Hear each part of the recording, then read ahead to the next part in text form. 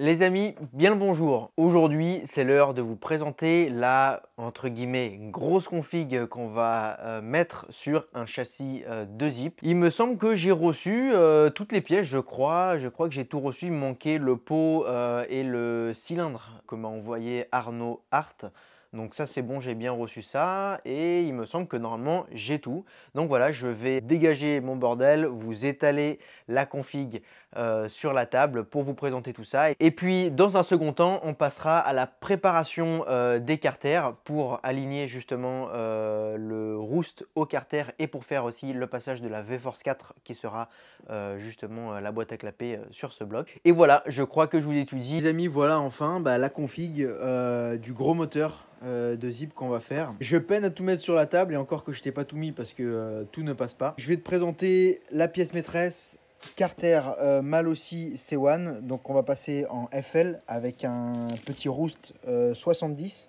Donc j'ai pris volontairement un 70 parce que possiblement dans le futur faire un petit peu de piste. Tu le sais, tu le sais pas. En gros, pour faire de la piste en France, tu dois avoir un scooter qui fasse moins de 25 chevaux. Donc obligatoirement, on a dû prendre un petit 70. Donc le petit roost, grand merci à Arnaud Hart qui me l'a vendu. Il m'a vendu aussi avec le pot HK. C'est avec ce pot-là qu'il a eu les meilleures performances avec ce cylindre, donc qui était un cylindre prototype. Villebrequin course 39 bielle de 85. Au niveau de l'allumage, on part sur un MVTDD comme ça, parce que rappelez-vous, je vais mettre tout ça sur un zip. Tout ça là, ça va partir sur un zip. Donc il faut absolument que j'ai des éclairages. Bon, même si je devrais, même le MVTDD est quand même assez branlant sur un zip, donc tu seras quand même obligé de recharger ta batterie, etc. C'est assez casse-couille. Mais bon, en tout cas MVTDD, peut-être que dans le futur on passera sur un PVL, on verra les performances qu'on aura avec le DD. Tout ce qui est là, c'est ce qui est de la transmission. Au niveau de l'embrayage, on a un petit embrayage Polini, cloche d'embrayage Doppler. Ce que tu vois ici, c'est le carter de transmission. Jusqu'ici, on est bon. Là, au niveau du balancier, on a un balancier d'équilibrage Polini pour reculer un maximum le moteur sur le zip, parce que là, c'est vrai qu'il faut quand même un plus grand empattement. Donc déjà, ça, c'est des carters qui sont Piaggio longs. Donc tu vois, par rapport à un moteur de Zip d'origine, c'est un léger plus long, hein, c'est pas non plus significatif.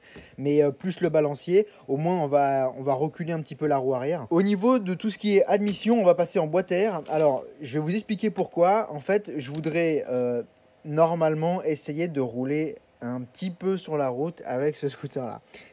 On verra bien comment ça va se passer, mais c'est vrai que ça serait bien de faire des petits tests sur route avec ce scooter. Donc j'ai pris une boîte à air, c'est une boîte à air qui est énorme, qui est prévue pour les carbus de 28 et 30 mm de chez Polini, et c'est Mathieu qui travaille avec nous chez LRT qui m'a donné l'idée, parce qu'il a fait ça justement lui sur l'une de ses machines de piste. Donc voilà, on va mettre cette boîte à air là dans la selle en fait du scooter. Excusez-moi, j'ai ma veste. Et de toute façon, en plus, ce sera pas sur ce zip là, hein. Je vous rappelez-vous, ce zip là, là j'ai tombé le moteur parce que il est juste là. On va encore faire des petites coquineries sur ce zip.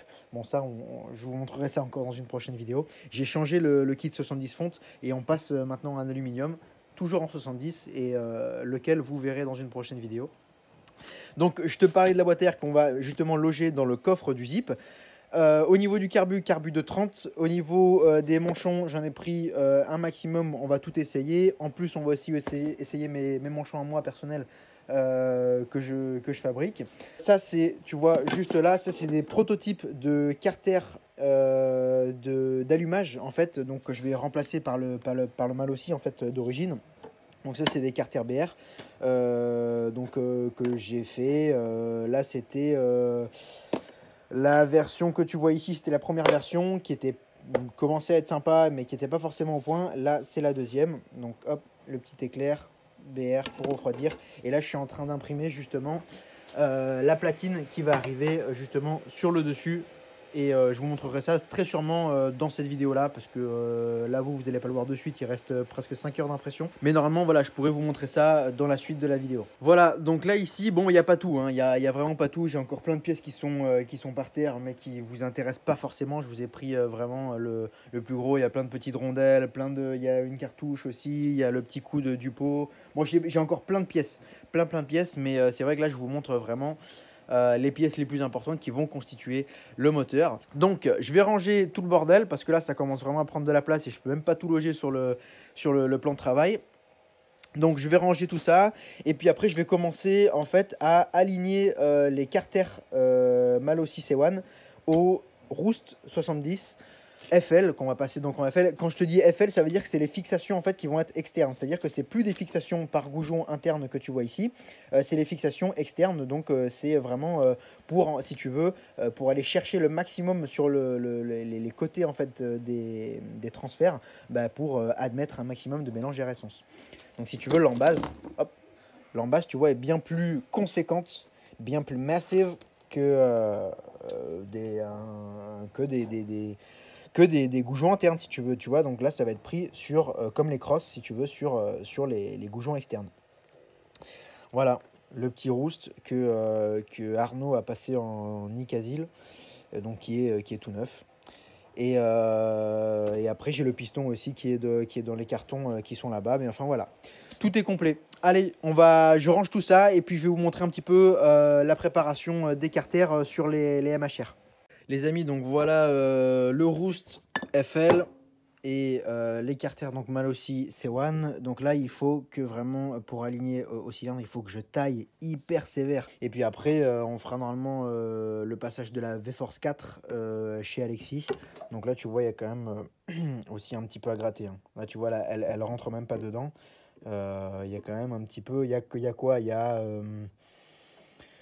3-4 mm à gratter de chaque côté, tu vois, pour qu'elle passe vraiment bien tranquille, tu vois. Et là, au niveau du joint en base, non, je l'ai mis de l'autre côté, ça va pas ou quoi? Hop là, tu vois, au niveau de l'embase, c'est quand même... c'est chaud déjà, c'est chaud.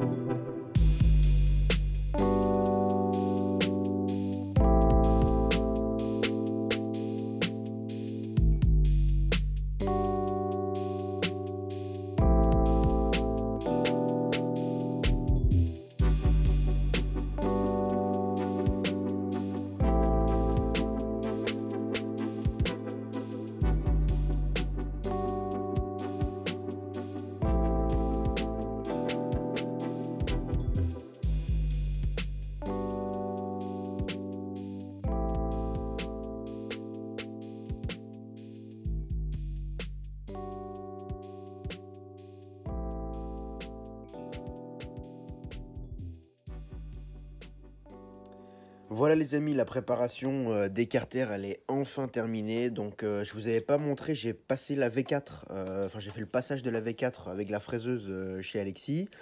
Ce que je vous ai pas montré aussi, c'est que juste ici, je stressais un petit peu parce que tu vois, il y avait un bon petit mille de plans de joint.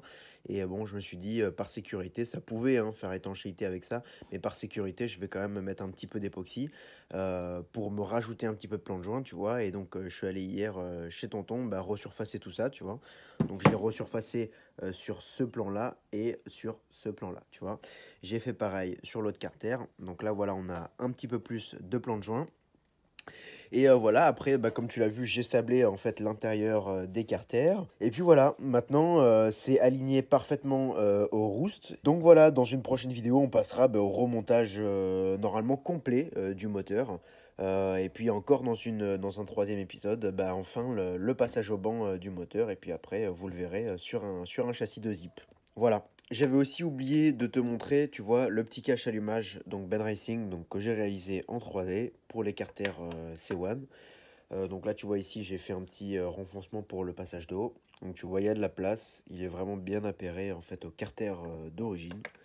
Et puis voilà, il passe avec un PVL, avec un DD, il n'y a pas de problème. Donc je n'ai pas fait, tu vois, sur le tour de petites sorties en fait pour la prise parce que tout simplement sur les carters C1, tu vois, je sais pas si tu vas le voir là, juste là, le câble est censé ressortir en fait de ce côté-là.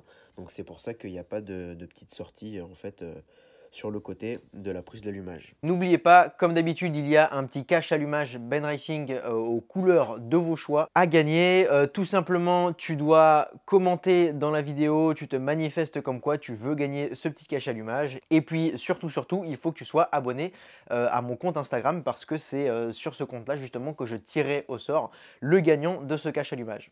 Voilà les amis, on se retrouve dans une prochaine vidéo sur le Zip avec le plus petit des moteurs parce que je vais pas te mentir, j'ai un peu pété un câble.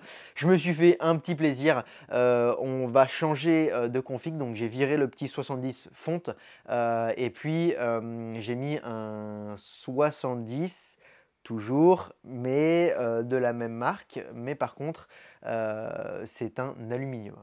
Vous verrez ça dans une prochaine vidéo. Moi, le moteur, là, justement, je suis en train de le monter, mais je vous montrerai ça, vous, dans la semaine prochaine ou peut-être dans le courant de la semaine, mais je pense que ce sera plus samedi prochain. Allez les amis, ciao, bye!